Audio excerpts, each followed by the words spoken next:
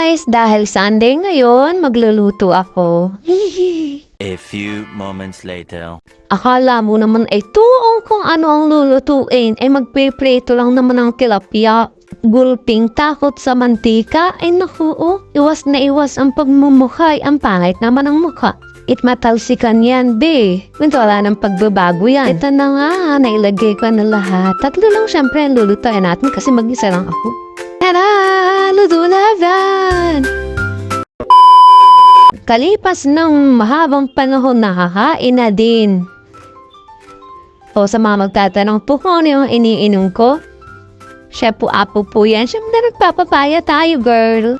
Paano lukuhin yung sarili? Siyempre, bumili ka ng mga products ng papaya tapos inumin mo. Ulam ko nga pala ay tilapia tapos ang sausawan ko ay toyo na may kamatis at sibuyas. Kain ho tayo.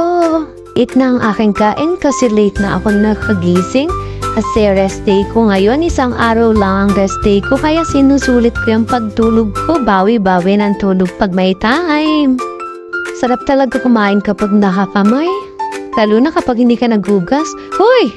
Mahal nyo, naghugas ako bago ako kumain. 100% yan para walang bakterya.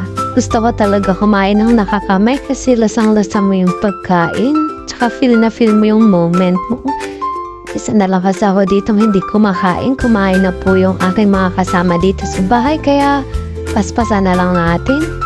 Masarap kumain kasi nakataas mo yung paa natin. Bahay na bahay talaga. Siyempre sa ibang bahay naman kapag kumakain ako ay di naman po ganito yung style ko. Hindi naman po nakataas ang paa ko. Tapos nagkukutsara, tididor naman po ako. Sa amin lang po talaga ako nagkakamay. Guys, try nyo na din tong iniinom po yung Shepu-apo. Masarap siya as in. Ito na lang yung ginagawa ko yung juice pag ako'y pagkatapos kong kumain. Kasi masarap talaga siya lalo na pag sobrang lamig yung sasamahan mo ng yelo. Oy, the best. Ako'y salita ng salita din eh.